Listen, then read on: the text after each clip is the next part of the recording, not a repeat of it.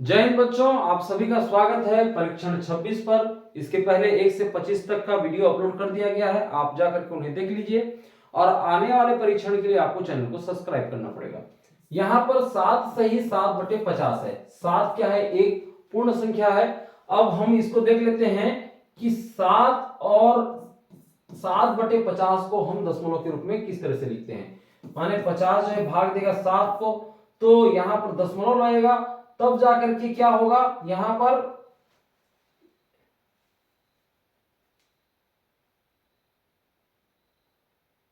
एक शून्य लगेगा, तो 50 एकम हो जाएगा 50, 70 में 50 जाएगा तो आ जाएगा 20। फिर हम एक शून्य और लगा सकते हैं, तो क्या हो जाएगा फिर 50 चौक आपका 200 हो जाएगा। ठीक है, ये पूरा पूरा कट जाएगा, तो ये 0.14 यहां पर आता है उत्तर। तो यहां पर हम लिख सकते हैं कि 7 एक पूर्ण संख्या है और 0.14, ये इस तरीके से इसको दशमलव के रूप में हम लिख सकते हैं। 7/50 के जगह में हमने 14 लिखा है, तो ये ए ऑप्शन इसका सही उत्तर होगा, 7.14। ठीक, अगला प्रश्न है कि 10 और 50 के बीच में कितनी ऋण संख्याएं हैं। ऋण संख्याएं का मतलब होता है अभाज्य संख्या। तो हम देखते हैं कि 11 है, 13 है, फिर हम देखते हैं कि 17 है, 19 है, फिर हम ये भी देख रहे हैं कि 23 है, और 23 के बाद आपका हो जाएगा 29, और 29 के बाद 31, 37, फिर हम ये देखते हैं कि 41 है, 47 है, और साथ में हम देखें तो यहाँ पर छूट गया एक 43 और 47। ठीक है, ये इस प्रकार से ये अभाज्य संख्याएं हैं। तो 1 2 3 4 5 6 7 8 9 10 11 आपका भाज्य संख्या 10 से 50 के बीच में है, तो ये इसका सही उत्तर होगा 11 इसका सही उत्तर है। ठीक है, अगला हम प्रश्न देखें, यहां पर है कि 6505 से बनने वाली 4 अंकों की बड़ी सी बड़ी और छोटी सी छोटी संख्या का अंतर। तो यहां पर देखते हैं कि बड़ा जो अंक है उसको हम बड़े स्थान पर लिखें। तो यहां पर 6 जो है बड़ा है, तो हम पहले लिख रहे हैं, हम सबसे पहले बड़ी संख्या बना देते हैं 6505 से। तो सबसे बड़ी अंक है 6, उसको पहले लिखें, फिर हम लिखते हैं 5 को, फिर हम 5 को लिखेंगे 2 5 है, फिर उसके बाद शून्य। ठीक है, ये तो बड़ी संख्या हो गई। छोटी संख्या बनाने के लिए क्या करना पड़ेगा, पहले हम शून्य को तो लिख नहीं सकते, उसका कोई मान नहीं रहेगा, तो हम क्या लिखते हैं 5 को लिख लेते हैं, फिर उसके बाद जो है हम शून्य को लिखेंगे, फिर 5 को लिखेंगे, और आखिर में बड़ी अंकों को लिखेंगे। बड़े अंकों को छोटे स्थान में देंगे तो वो छोटी संख्या बनेगी। इस प्रकार से इसका अंतर हम कर लेते हैं। देखिए 10 में 6 गया तो बच जाएगा 4, यहाँ पर अब ये 4 है, इधर से एक उदाहरण लिया तो ये हो गया 14 में 5 गया तो आपका आ जाएगा 9। अब ये 4 है, 4 में शून्य गया तो 4, और 6 में 5 गया तो 1, तो ये हो जाएगा 1494। 1494, ये इसका डी ऑप्शन ये सही उत्तर है। अब हम देखते हैं अगला प्रश्न कि 5 सदस्यों के एक परिवार में औसत उम्र 30 वर्ष थी। एक बच्चा के जन्म लेते ही औसत उम्र हो जाएगी। 5 सदस्यों के एक परिवार में औसत उम्र 30 है। ठीक है, तो 5 सदस्यों के एक परिवार में औसत उम्र 30 है, तो सभी परिवारों का योग कितना होगा, आयु का योग। तो क्या हो जाएगा 5 गुणित 30, तो इसको हम गुणा करेंगे तो ये हो जाएगा 150। लेकिन एक बच्चा जन्म लेते ही एक बच्चा और जन्म ले रहा है, तो छठवां आ गया सदस्य, तब उसका औसत उम्र हो जाएगी। अब औसत उम्र देखेंगे तो 6 हो जाएंगे, तो 150 को हम 6 से भाग दे देते हैं तो पता चल जाएगा। तो ये हम इसको भाग दे रहे हैं। देखिए सबसे पहले हम इसको जो है कटा लेते हैं, 3 दूनी 6 में, 3 दूनी 6 में, और ये हो गया 3 पंचे 15 और शून्य का शून्य, यानी हो जाएगा 50/2। और 50/2 यानी 50 का आधा कितना हो जाएगा, 50 का आधा आपका 25। ठीक है, तो 25 वर्ष हो जाएगा। ठीक है, एक ऑप्शन 25 वर्ष, इस प्रकार से आप इसको बना लेंगे। अगला प्रश्न है कि एक व्यक्ति अपनी आय का 20% बचाता है, अपनी आय का वो 20% बचा रहा है, और यदि उसकी आय 300 हो तो वो कितना बचाता है। 300 का 20% कितना होगा, ये प्रश्न है। ठीक है, तो 300 का की जगह में गुणा, 20% की जगह 20/100, ये शून्य कट गया, ये शून्य, ये भी शून्य, ये भी शून्य कट गया। फिर हम देखते हैं कि 2 तिया 6 हो गया और ये शून्य का शून्य, यानी 60 रुपया वो बचाता है। ठीक है, तो ये सी ऑप्शन 60 ये सही उत्तर है। अगला हम प्रश्न देखें, एक आयताकार खेत की चौड़ाई 20 मीटर है। ठीक है, चौड़ाई कितना है 20 मीटर। ठीक, और उसके बाद देखते हैं कि खेत की लंबाई चौड़ाई से दोगुनी है, चौड़ाई से दोगुनी है लंबाई, तो ये सीधा दोगुना यानी 20 का दोगुना 40 हो जाएगा, 40 मीटर। ठीक, तो ये इधर भी 20 और आमने सामने की भुजाएं क्या होती हैं, बराबर होती हैं, तो इस प्रकार से है। तो इसका परिमाप क्या होगा, तो परिमाप क्या होगा, देखिए परिमाप यानी तो होता ही है कि 2 गुणित लंबाई धन चौड़ाई। ठीक है, यहाँ पर लंबाई कितना है, लंबाई है आपका 40 और चौड़ाई है आपका 20। ठीक है, तो क्या हो जाएगा, दोनों को जोड़ोगे तो 60 हो जाएगा, और 60 को 2 से आप क्या कर दोगे, गुणा कर दोगे, तो 2 गुणित 60 बराबर हो जाएगा 120, ये मीटर हो जाएगा। ठीक है, तो यहाँ पर है उत्तर जी, डी ऑप्शन देखिए 120 मीटर इसका सही उत्तर है। इस प्रकार से आपको बनाना रहेगा। अगला प्रश्न हम देखें, अगला प्रश्न है, कोई धन कितने समय में 6 से 1/4% वार्षिक दर से अपने से दुगुना हो जाएगा। कोई धन दुगुना हो जाएगा मतलब 100 का कितना हो जाएगा, वो 200 हो जाएगा। ठीक है, तो यहां पर कितने समय में पूछा है, समय हमको ज्ञात करना है, समय आपको ज्ञात करना है। ठीक है, दर कितना दिया है, दर दे दिया है आपका 6 से ही 1/4, मतलब इसको हम करें तो 6 चौक हो जाएगा 24, 24 और 1 25, 25 बटे ये 4। ठीक है, ये आपका प्रतिशत में। अब देखते हैं इसका हम ब्याज बराबर हम जानते ही हैं कि मूलधन गुणित दर गुणित समय होता है। यहां पर ब्याज कितना होगा, 100 का 200 रुपया हो जा रहा है, यानी सीधा सीधा 100 रुपये का ब्याज बना है, तो ब्याज बराबर हो जाएगा 100। मूलधन कितना है 100, ठीक 100 लिख लेते हैं।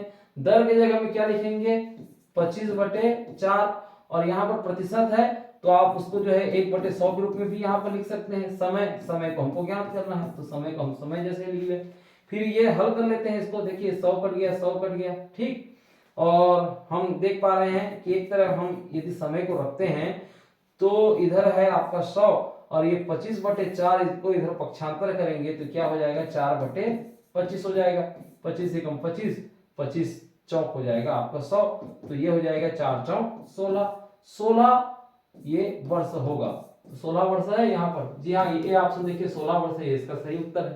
ठीक, अगला हम प्रश्न देखें। अगला प्रश्न में कुछ इस तरीके से है कि 21, 31 और 35 का महत्तम समापवर्तक पता करो।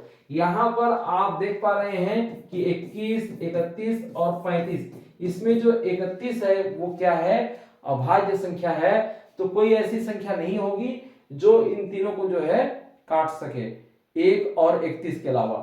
तो 31 से हम काटें तो उसमें आपका 35 और 21 छूट जाएगा, तो एक ही क्या होगा, इसका महत्तम समापवर्तक होगा। तो बी ऑप्शन एक क्या है, इसका सही उत्तर है।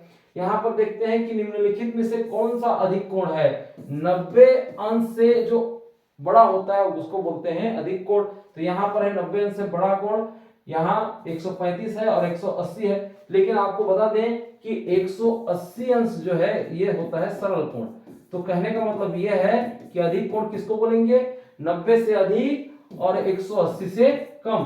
तो उस हिसाब से देखें तो डी ऑप्शन क्या है 135 अंश, ये इसका सही आंसर होगा। 135 अंश क्या है, अधिक कोण है।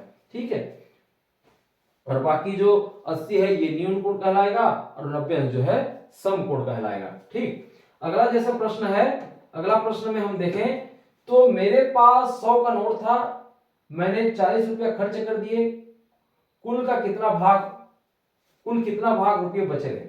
देखिए यहां पर आपका जो है जो उत्तर है वो किस रूप में आया है, यहां पर उत्तर आया है भिन्न के रूप में। ठीक है, तो भिन्न के रूप में आया है तो भिन्न के रूप में हम इसको बना लेंगे। कितने था मेरे पास 100 रुपया, और 100 रुपये में मैंने कितना खर्चा कर लिया 40 रुपया, तो हम इसको लिख सकते हैं 40/100। ये क्या किया मैंने खर्च कर लिया, तो मेरे पास बचा कितना है, मेरे पास बचा है 60 रुपया, कितना में 100 में। तो इसको जो है मैं भिन्न के रूप में कर लेता हूं, ये शून्य कट गया, ये शून्य कट गया। फिर हम देखते हैं कि ये हो जाएगा आपका 2 3 6 और ये हो जाएगा 2 5 10, यानी 3/5। 3/5 इसका सही उत्तर है। यहाँ पर है ऑप्शन में, जी हाँ देखिए सी ऑप्शन 3/5 इसका सही उत्तर है। फिर हम आगे देखते हैं कि 0.000028 भागित आपका 0.0004 का मान पता करो। तो हम इसको क्या कर लेते हैं, पहले तो इसको आप यहाँ पर 28 लिख लेंगे और दशमलव के नीचे में 1 लिखते हैं और कितना शून्य देना पड़ेगा, 1 2 3 4 शून्य देना पड़ेगा। ये इस टाइप का 28 बटे आप 10,000 के रूप में इसको लिख सकते हैं, भागित फिर उसके बाद ये ऊपर में कितना अंक है, 4 है, 4 के बाद कितना आपको दशमलव के नीचे में 1 लिखना पड़ेगा, 1 2 3 4 शून्य हम यहाँ पर डाल दें। ठीक है, तो ये 4 बटे 10,000 हो गया। ये इस तरीके से तो हो गया। नेक्स्ट लेवल में हम क्या करेंगे कि 28 बटे 10,000 भागित को हम गुणा कर देते हैं, तो ये हो जाएगा 10,000 ऊपर में चला जाएगा बटे 4 हो जाएगा।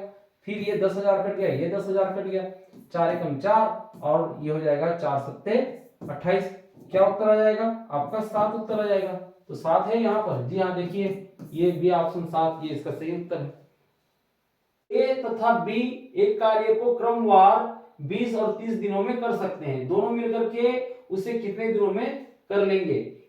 ए एक काम को कितने दिन में कर रहा है, 20 दिन में। ठीक है, एक जो है 20 दिन में कर रहा है, तो एक दिन में वो कितना काम करेगा, एक दिन में वो काम करेगा 1/20।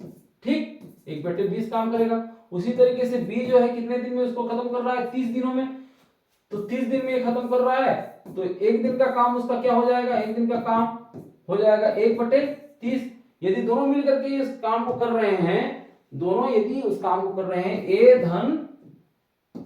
ए धन बी, तो क्या हो जाएगा 1/20 धन 1/30 हो जाएगा। अब यहाँ पर 20 और 30 का लघुत्तम निकाल लेते हैं। तो 20 और 30 का लघुत्तम जैसे ही निकालेंगे तो 2 से जाएगा, तो 2 दहाम 20 हो जाएगा और ये 2 15 30 हो जाएगा। फिर हम देखते हैं कि 2 से जाएगा, 2 पंछे 10 और ये 15 को 15 उतार देते हैं।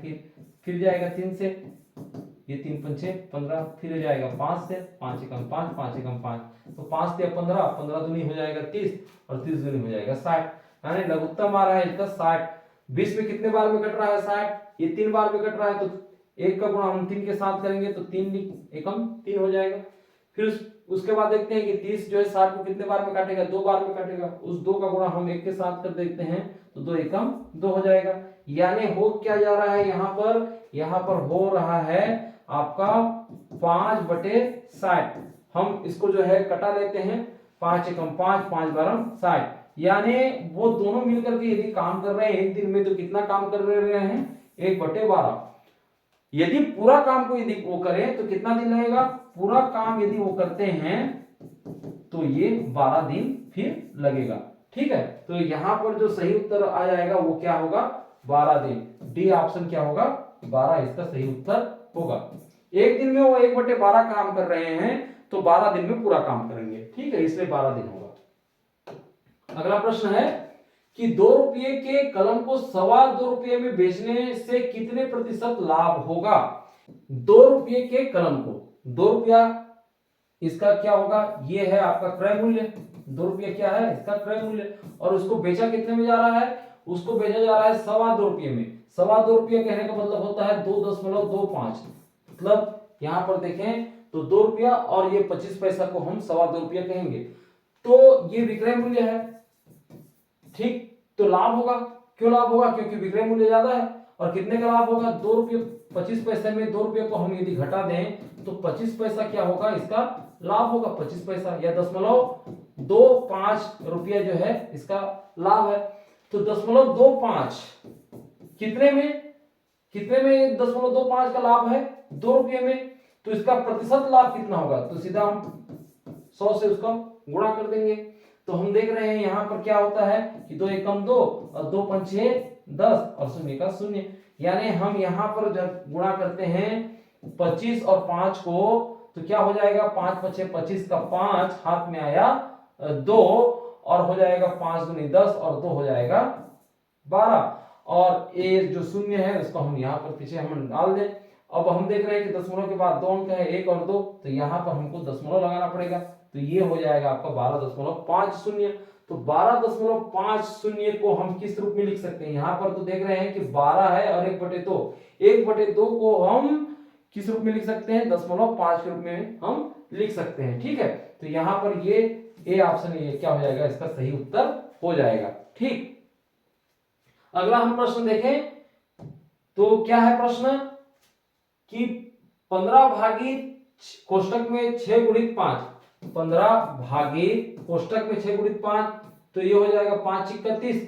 तो हम सीधा सीधा हम लिख सकते हैं 5 31। ठीक है, अगले स्टेप में हम क्या करेंगे कि 15 और भागित 30 है, तो इसको हम गुणा के रूप में हम लिखेंगे, तो ये 30 जो है 1/30 के रूप में हो जाएगा। फिर हम इसको कटा सकते हैं, 15 एकम 15, 15 दूनी 30, और ये हो जाएगा 1/2। तो 1/2 इसका सही उत्तर होगा। ए ऑप्शन देखिए, 1/2 इसका सही उत्तर है। अगला प्रश्न हम देखें, अगला प्रश्न है आपका 27,000। 27 में 2 के स्थानीय मानों का अंतर देखिए, यहाँ पर दो जगह में 2 है। पहला जो 2 है वो है 10,000 की जगह में, तो 2 का गुणा हम 10,000 के साथ करते हैं तो हो जाएगा 20,000। ठीक है, और दूसरा जो 2 है वो है दहाई के स्थान पे, तो 10 के साथ उसका गुणा करेंगे तो हो जाएगा 20। अब इनका हम अंतर कर लेते हैं, शून्य में शून्य जाएगा शून्य, और ये शून्य के पास कुछ नहीं है तो ये इससे उधारी मांगेगा, फिर ये इससे उधारी मांगेगा, फिर ये इससे उधारी, ये दे देगा 1 तो ये हो जाएगा 1।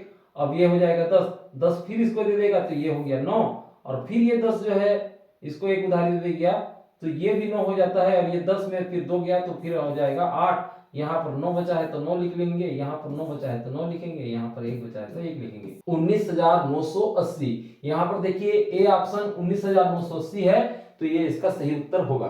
ठीक है, अगला हम प्रश्न देखें, अगला प्रश्न क्या है? अगला प्रश्न है कि 45, 75 और 125 का लघुत्तम पता करो। ठीक है, लघुत्तम पता करते हैं। अब 2 से तो कोई नहीं जाएगा, फिर हम देखते हैं कि 3 से जाएगा, 3 से हम कर लेते हैं, 3 एकम 3, फिर ये 3 पंचे 15। ठीक है, उसी तरीके से इसको भी देखते हैं, 3 दूनी हो गया 6, और 7 में 6 गया, बच गया 1, तो 3 पंचे हो जाएगा 15। 125 को 125 हम लिख लेते हैं। फिर उसके बाद देखते हैं कि 3 से फिर जाएगा, 3 पंचे 15, और ये 25 नहीं जाएगा, और 125 भी नहीं जाएगा, तो इसको लिख लेते हैं। फिर हम देखते हैं कि 5 से जाएगा, 5 एकम 5, 5 पंचे 25, और ये हो जाएगा 5 दूनी 10, 12 में 10 गया, बच गया 2, और ये 5 के आगे में जाएगा तो 5 पंचे 25। फिर हम देखते हैं 5 से जाएगा, 5 एकम 5, 5 पंचे 25, फिर ये 5 से हम कटा लेंगे, 5 एकम 5 हो गया क्या, 5 पंचे 25, और 25 पच्चे हो जाएगा 125, और 125 तिया हो जाएगा, 125 तिया हो जाएगा। यहाँ पर हम इसको गुणा करके देखें तो 3 पंचे 15 का 5, हाथ में आया 1, 3 दूनी 6, और 1 हो जाएगा 7, 3 एकम 3, ये हो गया 375।